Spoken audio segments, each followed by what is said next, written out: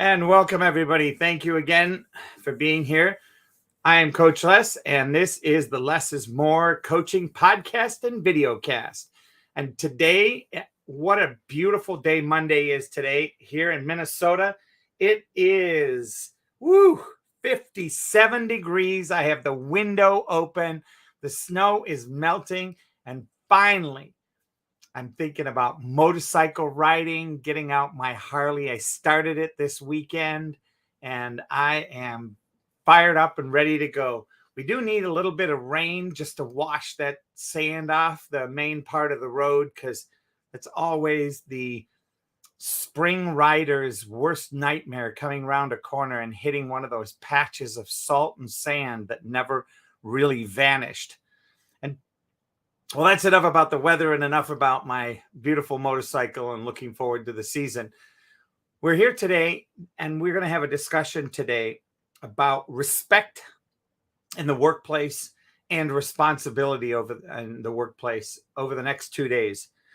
And I wanted to start off by saying that currently, thanks to the pandemic, we have had this opportunity to really see a shift in the workplace like we have never seen before, even with the advent of the internet and computers. And I remember selling copiers and hearing that computers are going to come out and they're going to replace paper.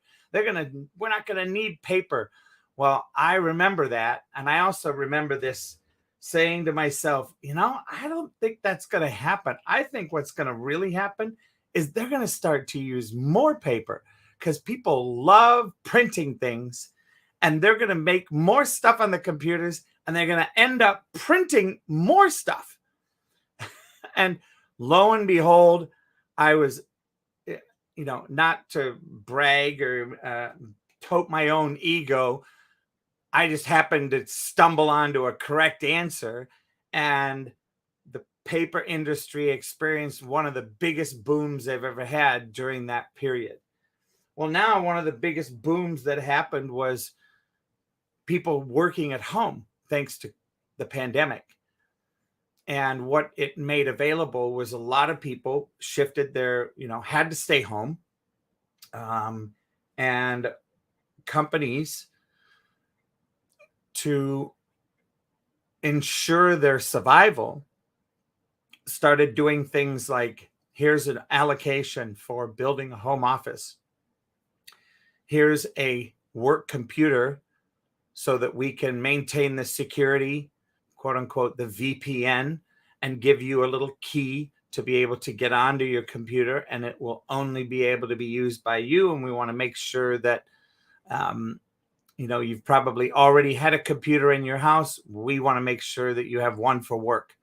And the workstations began at home, and the advent of furniture. I mean, my friend owns a used furniture company, and also just got into new furniture this past year because it was they were looking for sales reps. They couldn't even keep sales reps on because they were getting sick and going home, and then changing careers and doing a career from home. Anyway, he experienced a huge boon in his business. And now, as the advent of people coming back into the office, they now are companies are saying, look, we would love it if you would mix time here at the office and also at home. You can have the best of both worlds.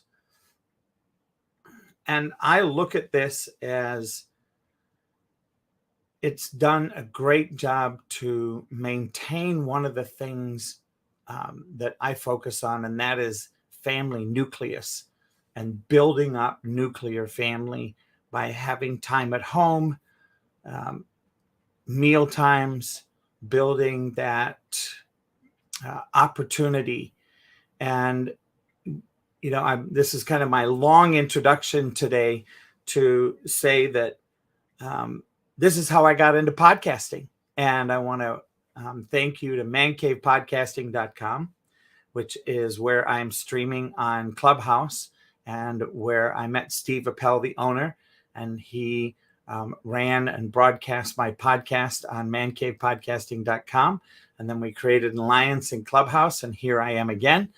And I'm also broadcasting on Twitter, YouTube, LinkedIn, and Facebook. And in the advent of this, if you are interested in starting your own podcast, please go to mancavepodcasting.com, reach out to Steve, and he will support you. All you have to do is come with content, and he will support you getting set up, getting an opportunity, and he'll even work with you on the first few times to help get you up and running and make sure that you are rocking and rolling. And then, of course, he gives feedback, not always my favorite part. And I would say this, I learned a tremendous amount from him, and I continue to learn from him. And podcasting is one of the things that I think a lot of people have been able to take advantage of during this pandemic and shutdown, because people are at home. They've gone to their computer to look at podcasting and video. YouTube has blown up. People doing mini videos. During the first part of the pandemic, I did over 100 little mini videos on the integrity of toothbrushing and the integrity of personal hygiene, the integrity of many different things, as an opportunity to build a library of videos for my YouTube station. And I fell in love with the idea of getting on podcast and then hooking it into Clubhouse, whether there's one person in the room like there is now, or 30 or 40, to be able to question back and forth, to not necessarily have them live in my studio here at home, but to have them live on the other end of a microphone somewhere in the world, and also to be able to have the opportunity to bring people right into the StreamYard studio here that allows me to broadcast over multiple formats, all of them live. And to now circle back around, I wanted to talk about respect and responsibility. And as you can imagine, people moving home, some people took it as an opportunity. Oh, well, I can get away with doing 30 hours a week instead of 40. And some people did that and what I call milked the clock. And then there were people that I believe worked harder when they got home, due to the fact that they didn't have a 1 hour drive sometimes, or one way, hour and a half. Now they had an extra 2 to 3 hours to work. So there was a tremendous upsurge in work productivity overall. And in the beginning, it was a little rough because of kids, because of all of the different interruptions that might have been happening. And, due to family situations, due to animal situations, it was a tremendous learning curve. Now, I think with employees, I think many of the companies have found the employees that they respect and trust, and they have given them that opportunity to work at home as well as work in the office for certain times. And I think the opportunity today that I want to talk about is in this respect and responsibility, the R's of work, how do we create that balance? What is it that we need to share? And we can look at this from two ways. We can look at it from management and ownership down to employee, and we can also look at it from employee up to management and ownership as we go into the Q&A time and sharing here. And I'm going to start off with looking at it from owner to employee. As a coach, this is one of the things that I work with a lot of owners to support employees. And this morning I was having a discussion in a room and a scenario with about 30 people, 20 to 30 people this morning. And we were talking about how do you set up rewards and pay and bonus structures for those employees that are respectful, those employees that are responsible, and how do you then correct and build up and educate those employees that you know, love, and trust? Because it was only a few years before the pandemic, we were dealing with one of the toughest work environments due to the fact that millennials only wanted to spend 1 to 2 years at a job. And they were like, okay, it's time for the next one. And so how do we maintain that workforce? Because that's the most valuable asset that we have, is that workforce when we need that workforce. That's it. That is so valuable because it takes time to train, time to get them up and running inside the system itself. And, you know, once you have that team, it is beautiful. And the question then becomes, how do we keep them? How do we keep them excited? And there are several ideas that we shared this morning and that I've been thinking about and I've been working with for the last year and a half. And one of those is you bring them in at average price. So, you know, yes, they're out there hunting and they're shopping for the best paying gig. And they may even be weighing them against each other. One of the things that I do is to take the weighing right off the table and say, look, I am going to present you with an idea that will make you a ton more money than just giving you a little extra per hour. I'm going to reward you for performance. I'm going to make you responsible and then reward you for the performance every 30 days or every 60 days or every 90 days, whatever the time frame is that you want to be responsible for. And during that time, I am going to stretch you. And now, to make life easy for you, I'm also going to set up a training schedule, an annual training schedule. We're going to look and see where you can go. What are some of the places that you can go? Where are some of the places that you can go for training? Secondly, what are some of the things that you want to learn that will help level you up? And even to the point of 5 years from now or 10 years from now, when it comes, you're like ready to move on to the next adventure, I'm going to be able to say, wow, thank you so much for that offer. And thank you for that. And, you know, create something that works. Now, to me, that's a miraculous way to be responsible, to come up with respectable bonuses, payment structures, team building, and all of those things. So with that, I'd like to take a moment now. I've spoken quite a bit here for the first part of this show, just to kind of bring us up to speed on the situation and what we're up to. But now I'd like to bring the conversation onto into Clubhouse, and there's a couple of people sitting up on stage, and have a conversation with them and see what are their thoughts about respect and responsibility. So I'm going to pass the mic to you, Joey. How are you today? Good afternoon, Coach Les. I'm doing well. Yeah, I'm doing great. You know, I heard what you mentioned, you know, what you were talking about, the pre-pandemic the millennials. My first thought when you said that was, and I totally agree.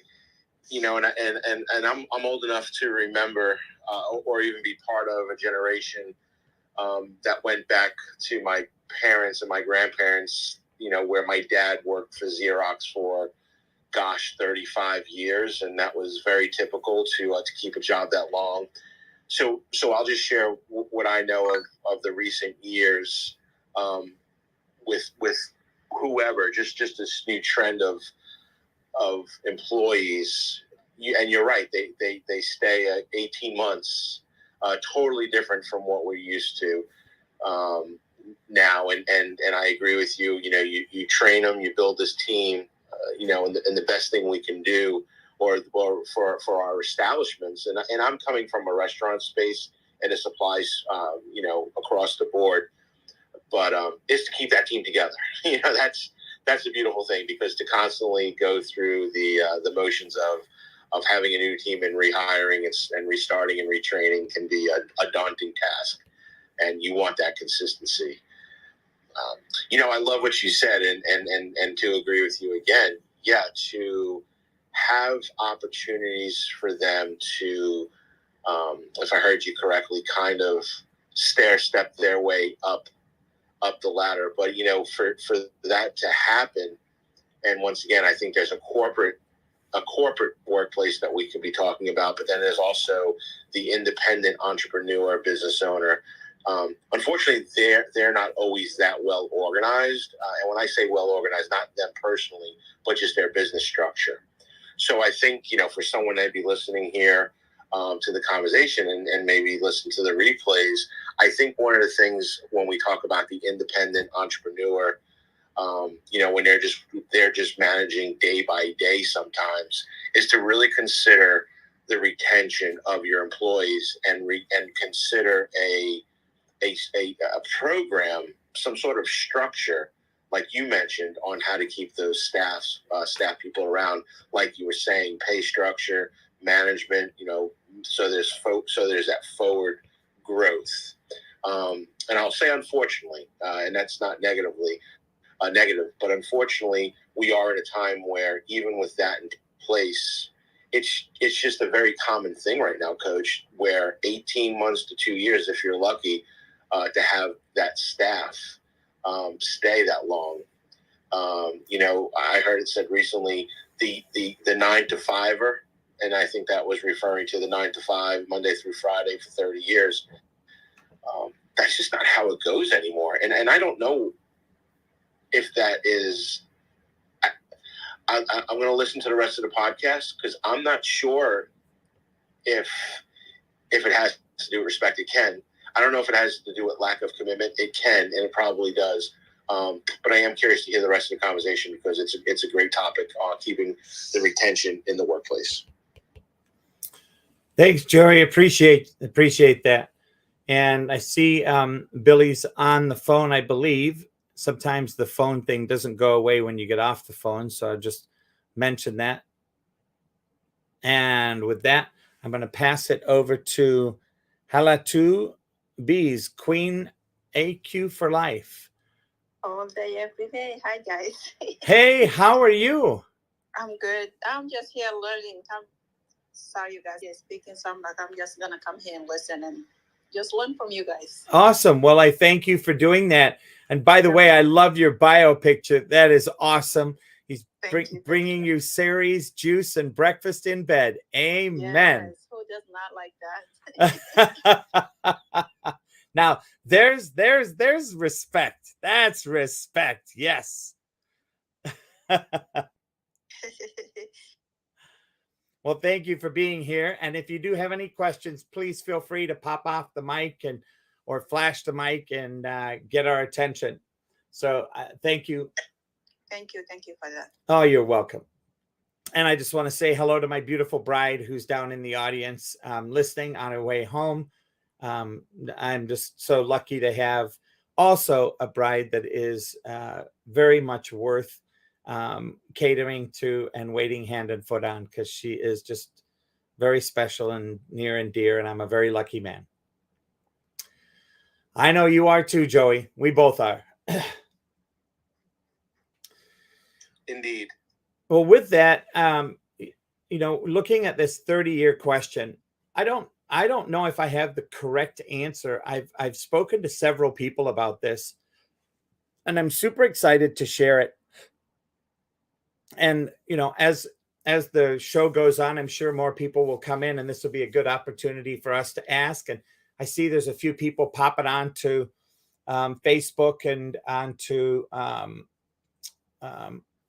that are listening in, and hopefully they may make some comments and type in on the comments, and we can add them to the mix. I believe that the times are gone for the 20, 30, and 40-year employees, really due to the fact that the benefits that are now associated do not measure up to that. And I believe that people are much more interested in churn and burn to get new talent, to get fresher perspective, fresher ideas, as opposed to investing in their personnel. Now, there is a movement out there to counter this. And that movement may not be bringing back pensions, which that's where you find a lot of longevity, because they have pensions involved. So literally, for those of you that are not familiar with what a pension is, because you haven't been around it, a mode of paying once you retire that you continue to get paid at the same rate you were at all the way until you pass away. Now, those were times when, as you stayed longer, you got an extra week of vacation. Then you got another week of vacation. Then you got another week of vacation for every multiple years that you stayed there. And it became so fun that people were like, hey, I've got 9 weeks of vacation. I'm not even going to use 2 of them. And they get paid the rest in a bonus. And wow, what a beautiful opportunity that is to get that bonus and get that extra pay. There are also the medical benefits. I mean, there are companies now that are so not interested in dealing with medical benefits that they have become what I call 1099er companies, where every person they have working for them is in a 1099 situation. It's a consulting arrangement, especially when I owned a cleaning business. The cleaners were always independent 1099ers. And they'd come in, we would then have them look at a job and they would say, yes, we want this job. And I'd pay them, every 2 weeks.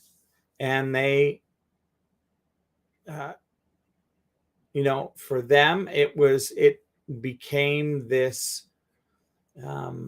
opportunity to get involved with a company while they were figuring out what it was that they wanted to do. So it was a simple job for a simple time in the interim. So it was always an interim job for this, an interim job. And I believe that here are a few things. And we talked about this morning. I think if you gave this to your employees and you did some thinking where you put together a Roth IRA program, a way for them to invest that was didn't get killed by taxes when they took it out at the end. You gave them health insurance and dental insurance. You gave them training and development budget. What do I mean by a training and development budget? I mean a budget where you are able to take that money and go to a training and development seminar to support your communication, to support your growth as a speaker, to support your growth as a manager, to support all of those different things and aspects of being in a business, in the business world, not necessarily that are directly to your job that you may be doing, but as a growth opportunity. And you create and you meet with these employees on a regular basis. You sit down and do a heart-to-heart, face-to-face. How are you doing? Where are you headed? Are we on track? Is there anything we can do to support you? And to really see the opportunity of this having this mutual respect for each other, I think we're going to start to see more people staying longer with one company. It's going to take work, though. It's not going to be something that they can just sit back and people are going to stick around. You're going to have to get creative. You're going to have to get creative and to design a future for them at the company, design a future educational future for them at the company, a bonus structure at the company, maybe even part ownership in the company. So these are things now that we're having to think outside of the box to create the opportunity for that 20 to 30 year employee. Not as easy as it used to be. Not going to be able to necessarily create pension plans for each and every person. And that doesn't mean that you can't create something alongside a pension plan. So with that, I want to just reach out and say hello to Robert. Just popped up on stage. How are you, Robert? Hey, how you doing, Les? Good. I just saw you were here, and I wanted to sit and listen and see what's going on. I'm just running around town. Wanted to see how you are, buddy. Doing really well, thanks. And we're just today we're talking about owner to employee, the pre-pandemic millennials, looking at respect and responsibility and how to keep teams together, because we've lost, even prior to the pandemic, we've lost the ability to keep employees for longer than 18 months to 24 months. Yeah, you know what? That's absolutely true. And it's a really big issue because a lot of these companies, they're paying, it's not so much they're paying the high dollars right now. They are paying high dollars, but they're still not getting what they want. So there's people that won't go in the office. There's people that are trying to build teams and build, camaraderie. I guess the benchmark would be Google and Apple. That's where you would look as far as what success is. But even the people that work for Google and Apple that are making $300,000 and $400,000 a year as kids, they're walking. So, it's an uphill battle. And we see it every day when we try to hire people. It's very, very, very difficult. And it's very difficult to keep people in your organization. You mentioned the 30-year thing. My dad went through that. He was a superintendent of a school district, and that was his life. That's what he did. Not even a thought or a chance of going anywhere else. I just don't see that anymore. Maybe I'm not looking at the right place. No, I think you're correct, Robert. We're just looking at how do we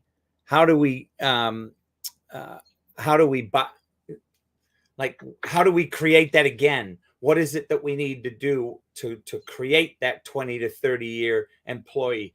What is it? And I believe it's going to take a very concerted effort of looking at what is it that employee is inspired by. What do they see 5 year, 10 years from when you hire them? And having these hard conversations. Yeah, they're hard conversations that they are really looking at. Look, we want to support you in getting to know who you are, how you are, and how we can support you. And that's a big deal. And I think we look at what it takes to, and I don't know the figures for this. I just know that there are systems out there and there are structures out there that are saying, to have an employee, to have to go out and hire another one to replace them and train them and deal with all those breakdowns. It's better to turn around and pay the one that's with you or the one that is right in front of you an extra to the point of like, wow, that's a lot of extra. Yes. And what does it save you? What does it save you? That's the question.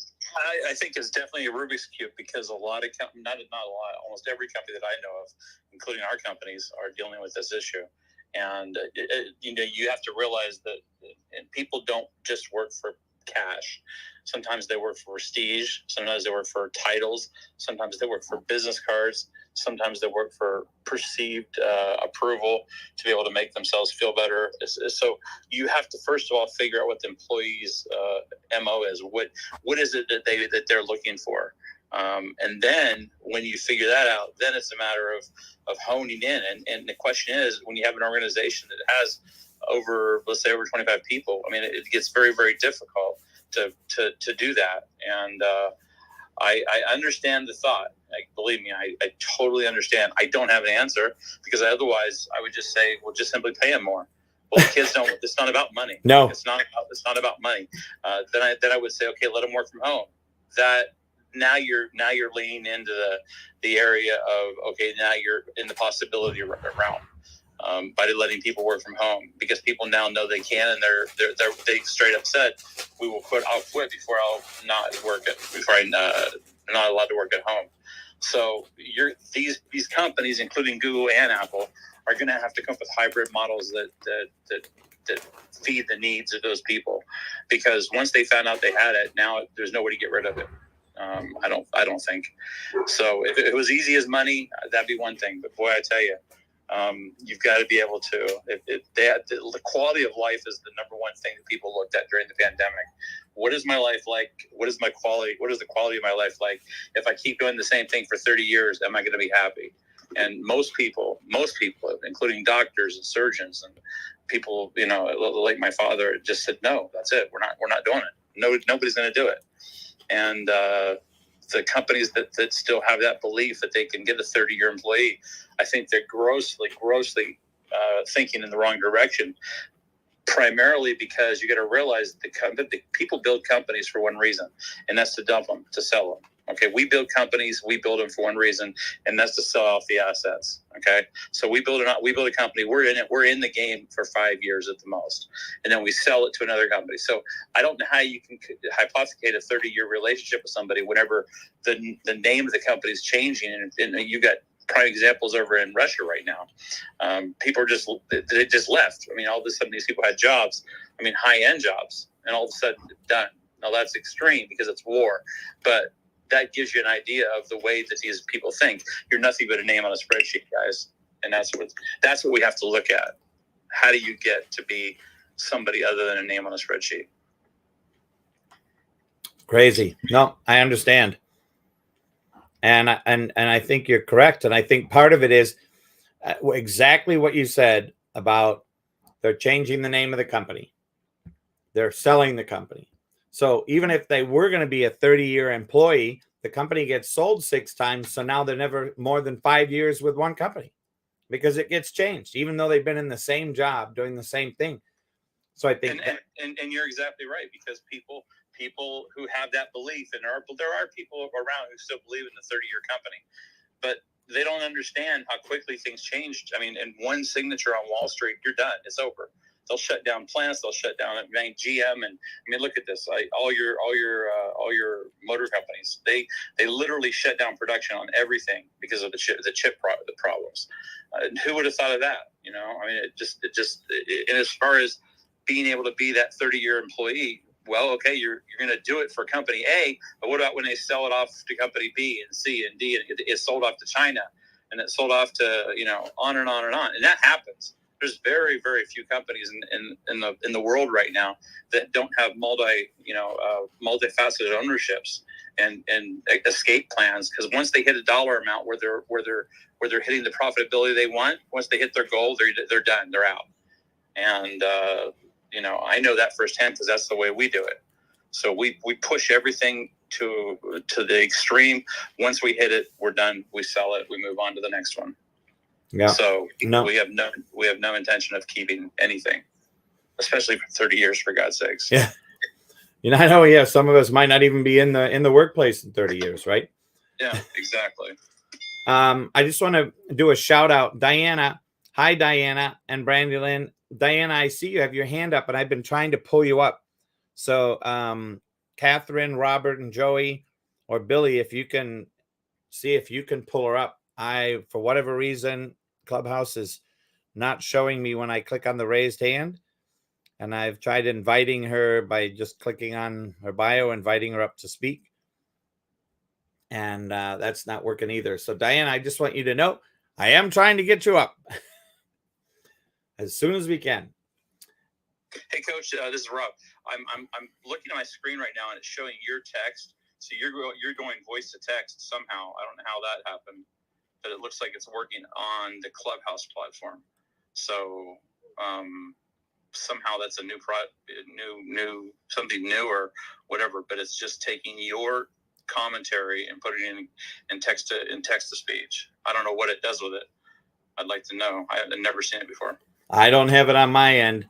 I've got mine turned off. Okay, I'll figure it out. Thanks. Sorry, I can't help you.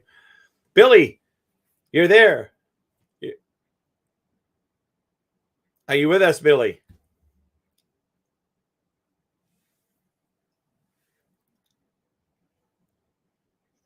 Yes, I'm so sorry. No, Billy, it's. I listen. As you know, Joey, I love to support anything to do with food and beverage. I was listening to the room, and then obviously, as some of you guys may know, I'm literally at a huge trade show right now in Las Vegas, Nevada, Pizza Expo. So it's everybody's blowing up my phone and trying to, all the different vendors. If I could, Joey, could I make a comment? I heard Coach bring up some great issues about stimulating employee and team and all that good stuff. That's so important today. If you can entertain the fact of me making a point on that. Of course. Go for it. What I've learned, and it's a really, I'm 58. I've been in the industry for quite a while now. And there's going to be maybe some people in this room that their heads are going to spin, but we have a situation where a gentleman like me and my wife, for example, we're going to ground zero. We want to open up a pizzeria. Me and my wife decide we're going to rent a spot. I'll roll through it really quick because obviously I know most of you guys don't know me, but I do an immense amount of consulting. So let's throw this down real quick, real fast.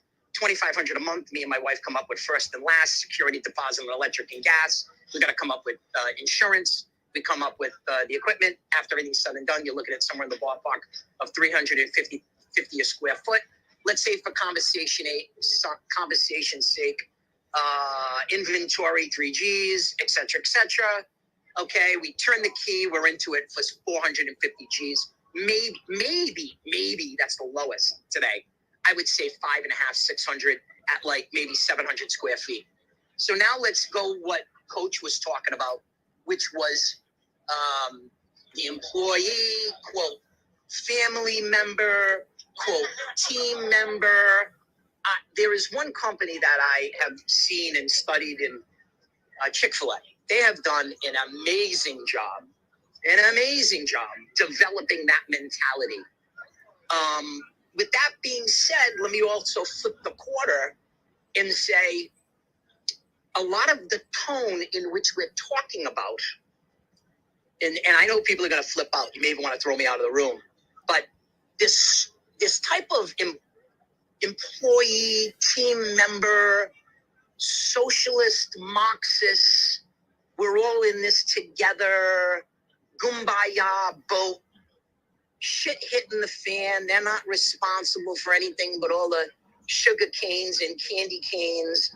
And if we have a bad week and I got to take $4,000 out of my pocket because we didn't make the nut, you're not going to go to the employees and ask them to pull it out of their pocket. So it's a really, like as a small business owner, and I'm blessed. Me and my wife have 2 locations. We got our finger in another 2. So in actuality, we're into it for like 4. We do consulting. My wife's been in Forbes. She's more of a heavy hitter than I am. Thank God, with her background and her experience. And it's a really, really brutal time being a small business owner, mom and pop, let's say, and getting these young people, as Coach would say, they come in, they get hired for 1 or 2 years, I'm bored, I move on, see you later. I can tell you this.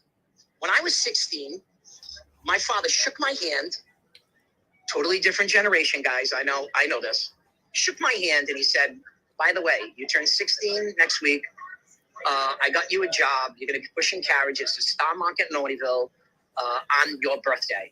I've gotten you this far, I love you, you're always going to have a house above your head. That mentality is gone. That energy. Can you guys hear me still? Yep, it's gone. It's Yeah. But what I'm saying is, it's worse than gone. That parenting, that guidance, made me who I am today to own and be the person I am of the leadership mentality. Amen.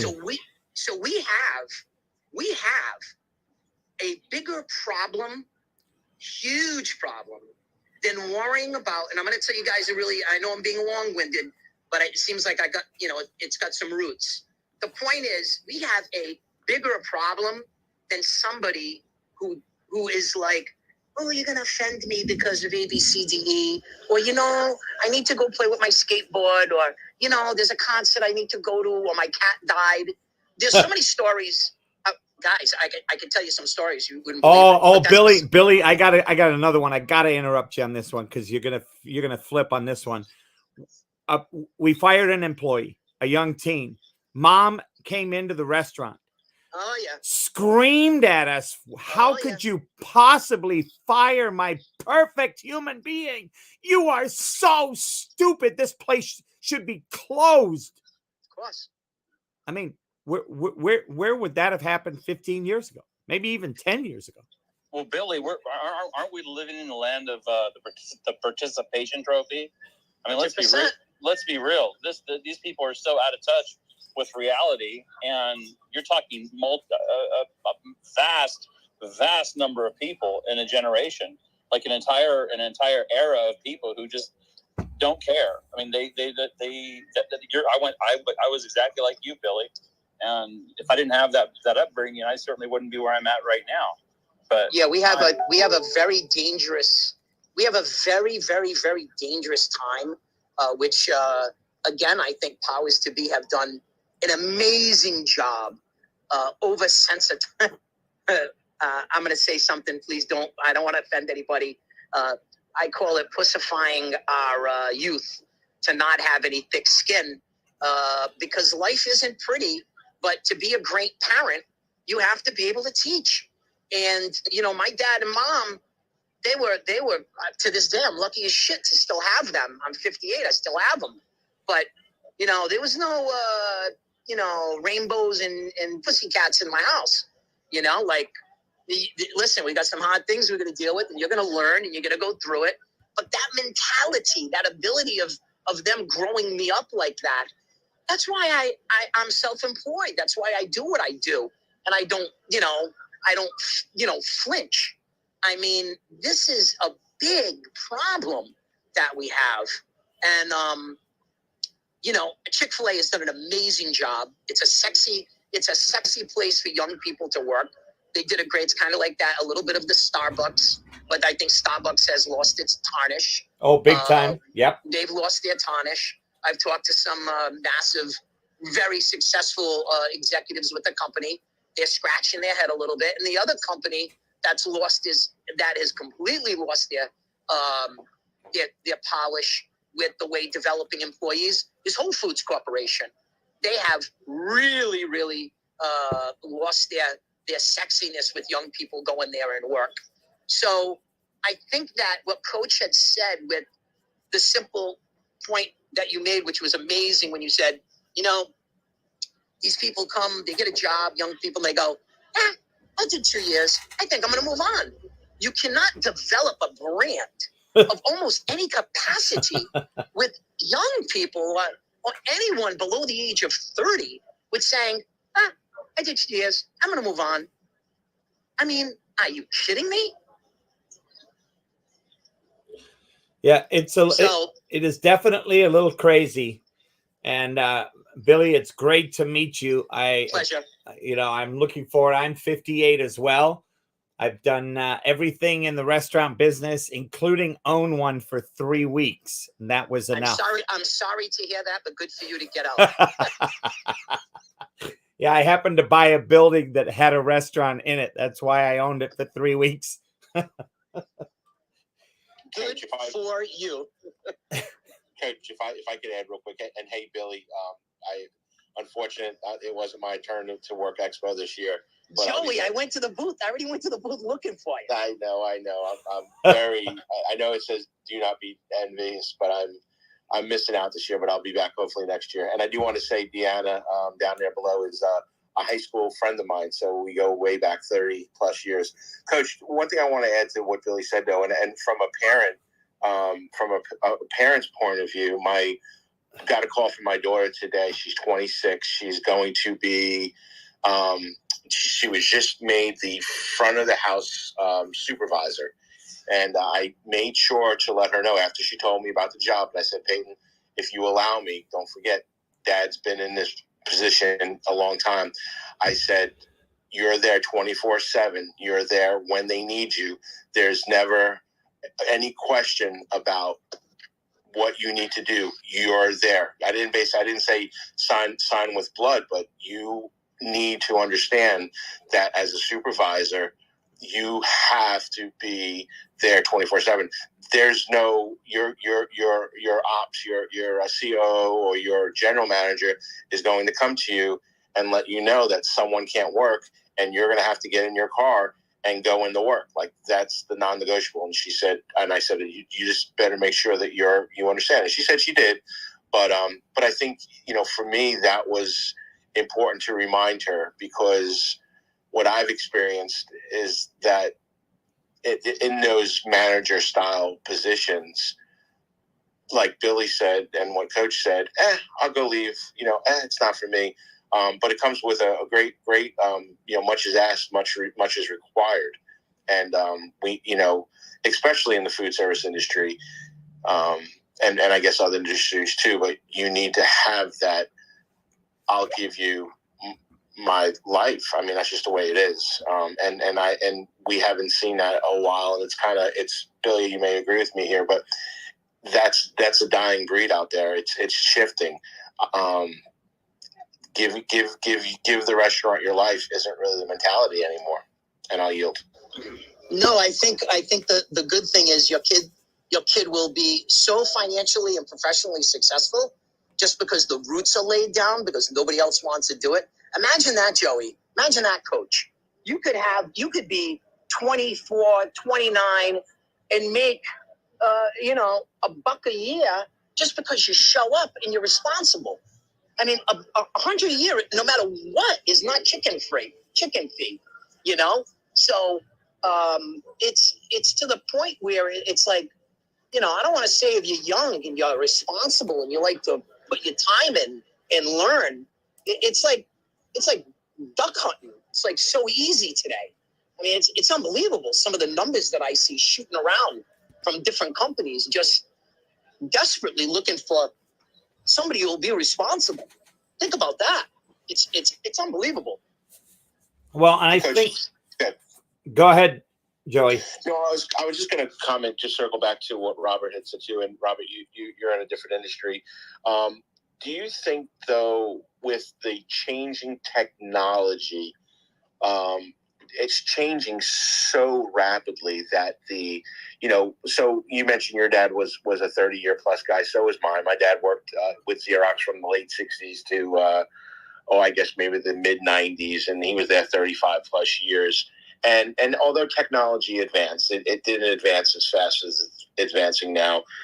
Do you think the companies are somewhat doing it to themselves, where they are looking for the next hot shot who has not more experience in the workplace, but a better mind and a better hand on the newer technology? Let me answer that question directly. I think that the companies like McDonald's right now are looking for ways to rid themselves of employees. They're turning to robotics and they're turning to engineers who can create the engineering product to be able to, get away from the drama. And whenever you see yourself ordering from a board at McDonald's and all of a sudden it pops out a chute, you have problems. Okay. So we really, really need to consider that, because a lot of these companies, the technology is so substantial. I can do with technology what it used to take me 10 employees to do with. Does that make sense? So I used to hire 10 employees to do what I can do with one employee right now with technology. Now you have to spend money on the technology and you have to have understanding of the technology, but the technology sector is absolutely clear. And if you want to cement yourself in a job, go learn code and learn how to code the Adobe Acrobat product and learn, your portion of the code. You'll never be fired. I mean, that's kind of real. Now, will you get tired? Sure, you're going to be tired, but the coding and technology and learning, that's where it's at. Now, as a CEO and president, Billy, you guys are in the same position, guys. We have a dream. We build the dream. The dream takes people. However, those people are just there for one thing most of the time, for the paycheck. They're there for the every 2-week paycheck. And as much as we want to believe that we're changing things and influencing them and giving them opportunities and change, it's kind of a bummer. Now, you mentioned Chick-fil-A. There's one thing about Chick-fil-A that I will say, and I'm not going to get into the details right now, but Chick-fil-A has a very religious-based tone to it. So I think that they have, because of that specific issue, they have a chance that a lot of companies don't. Companies like Domino's, people that put up $500,000 to open a pizza shop. Okay, the guy puts up $500,000, but he's got to have people around him to do it because he can't do it himself. And I think that somebody was mentioning the fact that their daughter just signed up for the front of house in a hotel. Well, my God, that's one of the worst jobs in the world, because you're on call 24 hours a day. The CEO knows your name and you're responsible for everything and make sure nothing goes wrong. That is the most stressful, most dramatic, crazy job in the world, because all the problems land back on your shoulders. So if you're ready for that, you can handle that, but beware. The Venetian does not care about you. MGM International does not care about you. Caesars International doesn't care about you. They don't care. Okay, so they're not going to be with you for 10 years. It's just not going to happen unless you have absolutely top-end VIP clients that only you can attract. Okay, so keep that in mind, guys. That technology is changing things very fast, and I think that one thing we learned during the pandemic is that people are willing to change on a dime. And people on Clubhouse, they call it pivoting, whatever the hell pivoting means. I call that bullshit. I don't like that. It's just a bunch of that sounds ridiculous. The bottom line is you have a CEO who has an asset, who needs people in his team. So my suggestion is, and what I've been able to do, is I develop a team. I pay them insane amounts of money. And then they never, so far they never leave me and they make me money. As long as they're making me more money than I'm paying them, they're good with me. So right. That's the way we look at it. But you got to realize that there's people out there offering $2 more an hour, and they'll jump very quickly. So I want to jump in, Robert, because here's what's happening in fast food that I've seen is they are hiring foreigners. Whereas for a long time, they would not hire. They were very cautious about hiring people that might have what I call shady paperwork. They're no longer worried. They hire them. If you go, at least here in Minnesota, you go to a fast food place right now, the chances of you getting somebody that can barely speak English that at the ordering spot is a high probability. And yet the restaurant's cleaner, the restaurant's faster, the restaurant's working, and they're jamming and they're making great money. Now, where are they getting the workforce? Here in Minneapolis, Minnesota, from downtown literally closing down. All these companies that had cleaning people, that had maintenance crews, they're all flooding to the suburbs to work in the fast food restaurants. Absolutely. And one thing to think about, I saw in Vice TV, do you realize that I'll just say our country has a serious lack of teachers right now. So what's happening, and this is like as of 2 days ago, there are companies in the Philippines that do nothing but prepare people to come to the United States, to come to Ozark, Montana. I mean, crazy small places. But they're bringing people in from the Philippines to fill those spots because there's not enough Americans, not enough people in the United States. In Las Vegas, where I'm at right now, in order to be a substitute, all you have to have is one thing, and that is a high school diploma. So just think of it, the type of education that you're giving these kids. My God, that's what we're creating, guys. That's what we're creating. That's the best that we have to give. I mean, Las Vegas schools have 1,800 vacancies right now. It's terrifying. So if that's the school system, go ahead, Billy. Robert, let me bring you back a stage. I apologize. I don't know how long you've been in Las Vegas, living in Clark County, but I'll give you an example. Back in 94 and a half, 95 and 96, I actually lived in Las Vegas, Nevada, due to the fact I was working for Paramount Pictures, and it was a very high growth time in this town. And when I moved to this town, the education system was the best education in the country.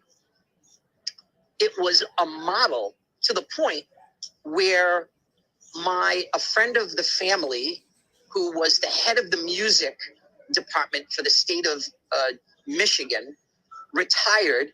They immediately got in touch with him. They gave him almost a 100% basic raise compared to what he was making. An Armenian friend of the family, because I'm half Armenian. They moved him to Clark County. They put him in a house, very successful jazz musician, and he ran the point is the music program, every high school bands, the stadiums were immaculate. The high school sports were unbelievable. I was blown away. I'd go back home to Providence, Rhode Island, and I'd say, guys, you have no idea what's going on in Clark. These kids are coming out smart. But guess what the biggest problem was, Robert? They were coming out too smart.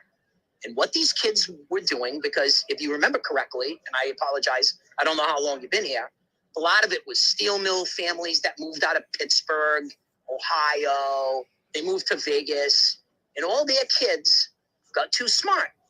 So guess what they did? They moved out of Clark County, because that's what you do. You get a high school education. That's exactly right. Yep. Yeah. And now, right now, we're 49th in the country as far as. The reason, let me explain, and I apologize. I'm not going to jump to conclusions to think that you don't know. But what had happened was a very, very, what I would call the East Coast Shuffle. And for what people are listening, let me tell you what the East Coast Shuffle is. The East Coast Shuffle is, and I know because my dad was part of the Laborers International in Providence, Rhode Island, United States. The main office is in Rhode Island. My other cousin on my Armenian side was the head of the Teamsters, okay, at one time. I'm going to make it very simple. You don't need a high school education to dig a hole in the ground. You don't need a high school education years ago to drive a truck. You didn't need anything. And what had happened was in Clark County, didn't have any fucking employees. Didn't have anybody doing them. Dealing cards, cleaning the rooms, worrying about the valet. And they said, wait a minute here. We did too good of a job. So basically, they modeled themselves after places like Rhode Island, Massachusetts, New York. And they said, you know what? We can't talk about this, but there is a need for an uneducated workforce. We need, in the United States, and that's when the unions got involved, because they didn't need an educated. As a matter of fact, it was detrimental because they were losing members. They weren't getting members as they were coming up in age. So now you have Clark County, Las Vegas, and as you know, as you probably know, Robert, all the rooms. What they did was they opened up the portal, what I call, to room service being, from my understanding, I don't know this for a fact, but you have different organization that came in from, you have a lot of Latinos running all the cleaning of the rooms, and now it's a big union. And it is rumored that the Mexican cartel runs basically the room service. They've got their finger in that. Yeah, and for the major properties on MGM and Caesars, those are that is correct. They are out. Thank you. And Thank so you. the way I found out, I stayed at Caesars right after the lockdown, and I called and I dialed the front desk, and it was sitting at her house, and she says, "Okay, how can I help you?" So even the people that you're in your room, you think you're calling the front desk. There's no front desk at all, right? There's no front desk. You're dealing with somebody at home and an offshore, an offsite company. So you're 100%. absolutely right.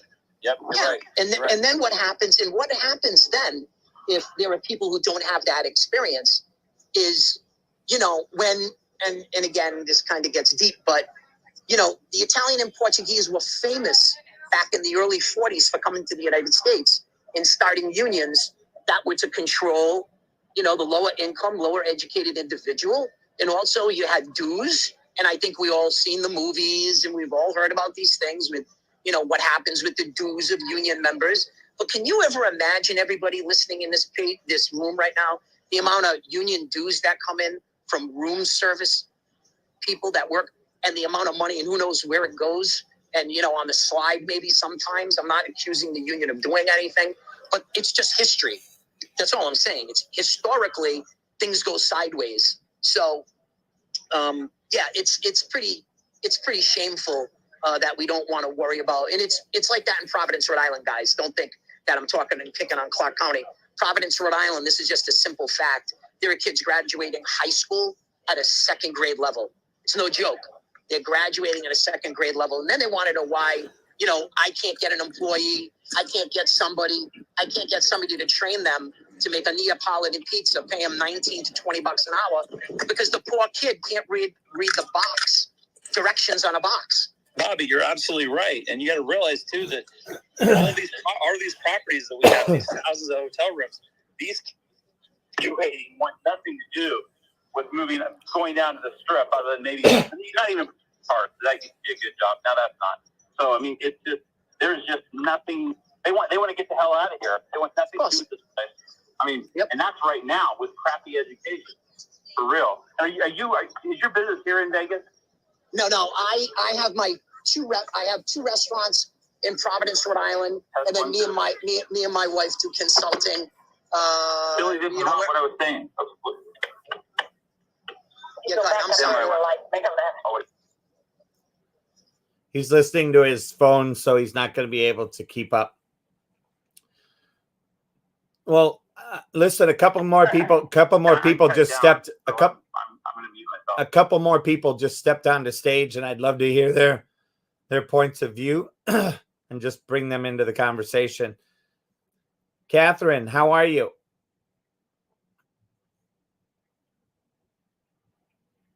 And she may not be there.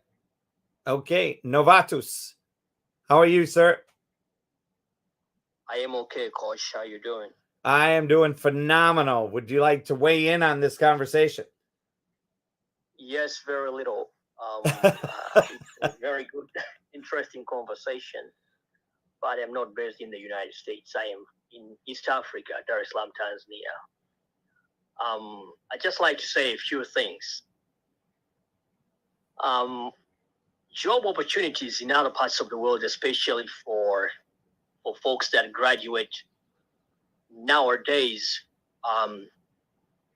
from let's say 2009 until 2022, it's very difficult to get a job, and it's very difficult even to get an internship where somebody can learn some skill, can have a chance to offer knowledge that he got from college. I'll give you an example of my very self. My father was a secondary school teacher. He worked very hard to put me in college. Salaries for secondary school teachers in Tanzania is quite a minimum amount. Let's say it's like 200 US dollars. That's about 600,000 Tanzanian shillings, 600,000 Tanzanian shillings. So he worked very hard, and I graduated from college in 2012. It took about 4 years for me to get my first job. And unfortunately, I lost it because there was a time my father was suffering from diabetes for a long time. And my mother was alone, and I've got two young sisters, and they couldn't be able to help my mother take care of my dad. So I had to request leave from the office I was working at.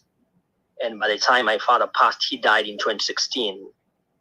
When I returned back to my job and tried to cover for all the time that I left, they said, after your contract ends, we're not going to give you another job. So since 2016, I've been working very hard to get another formal job, and I've never got that chance. And given the fact that I graduated college in a Bachelor of Laws, in order to practice law in Tanzania, you have to go to the so-called law school to have a practicing certificate. And I haven't managed because it's very expensive.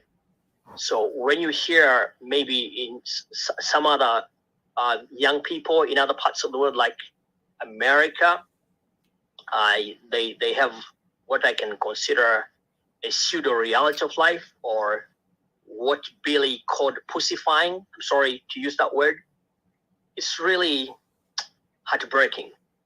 And because there are people in other parts of the world that wish they could have that chance. They could be able to learn a skill regardless of the nature of the office, and they don't get that opportunity. They don't have that window to be able to get a skill or to earn a living and be able to have a dream in life. So for me, I can just share this, and I'm very pleased to be in this clubhouse, and I'm done speaking. Thank you. All right. Well, looks like everybody took off, Joey. Are you still there, Joey? Yeah, I'm here. All right. Well, I am going to, Catherine, are you there? I think she must be just in listening mode today. Well, all right. Well, I am going to wrap it up and appreciate. Oh, Catherine, you're there. You came off of mute.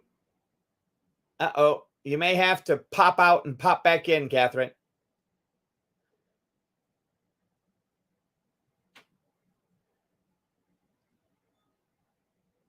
Try one more time, Catherine.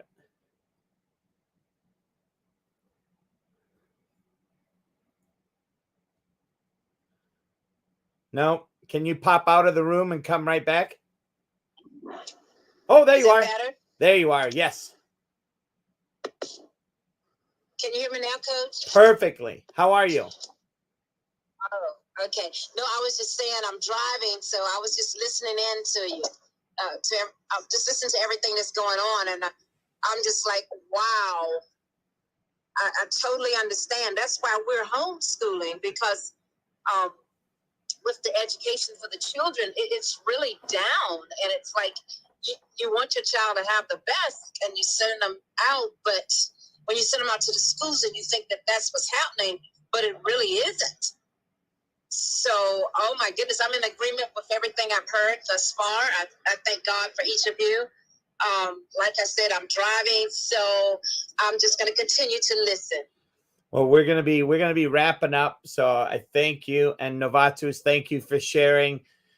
I think, Novatus, the answer to this is we've got to figure out a way to import people that want to learn to work, people that are willing to work. I know the Hispanic community is taking huge advantage of this market, and they're so flippin' excited because they're making more money than they've ever made before, and they send it home, a lot of it home, and more power to them. I think I have no issues with it, because I look at it this way: if we can't get our own people to work, we've got to find people to fill these jobs. It's a big breakdown, and it's crazy. There is a time coming where some people are going to get slapped upside the head. Do you agree, Joey?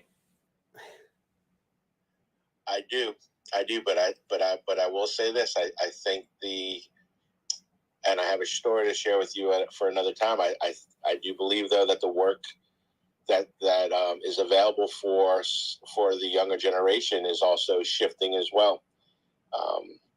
I think that there's other opportunities, and I think what we view as work, getting an honest pay day's worth of work, and so on and so forth. I think right before our eyes, things have changed right in front of us, and possibly without us even acknowledging it or knowing it. And I'll share real quick. My youngest daughter, she has done well on social media, where she has, my goodness, close to 1 million followers, and she's been approached by companies on her social media and they pay her to talk about their product. Yep. And I mean, that's it makes her money, and she cold calls. I told her just recently, you're basically in sales, because I said you should try to reach 10 companies a day, and you may get 9 no's, but maybe 1 yes, and that 1 yes will turn into a sale for you. You're in sales, you're cold calling, you're prospecting, and hopefully you're getting a return. I think what's available, the workplace has changed as well, Coach. Yep. Yes, it has. Well, all right. Well, ladies and gentlemen, I have to wrap it up. I pushed my client back a half hour so we could continue this conversation. And I appreciate it. And I thank you all. And for those of you listening on live stream, I hope you enjoyed it. It's been fun. We had a visiting guest, Billy Manzo, who is the CEO of a couple of pizza shops. He's famous in the pizza world.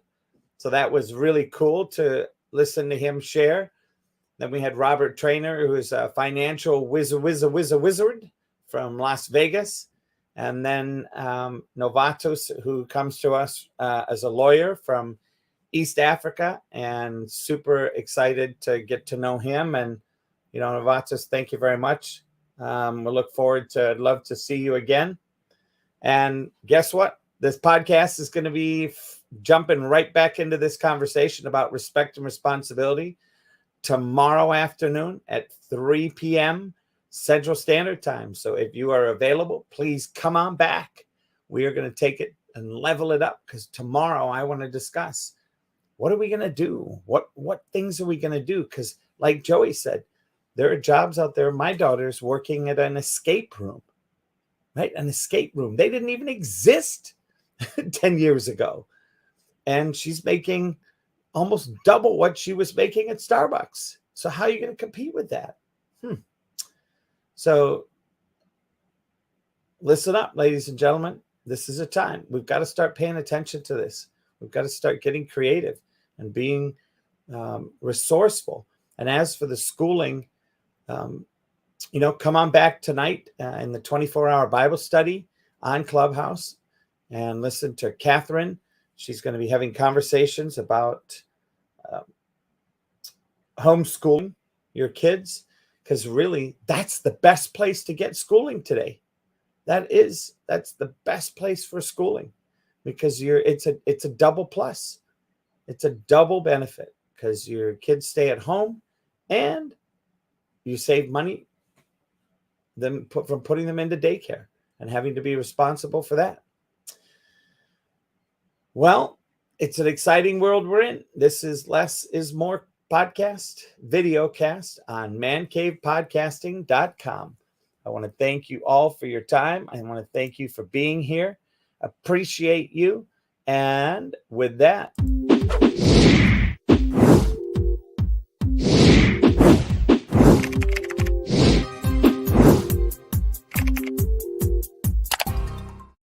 Coaching with Les has doubled my practice. If you have any struggles in your business or your personal life, Les is your guy. He's logical, he's empathetic, he has passion for helping people, and his ideas are genuinely thoughtful. So if you're looking for a business coach with integrity, choose Les Hill.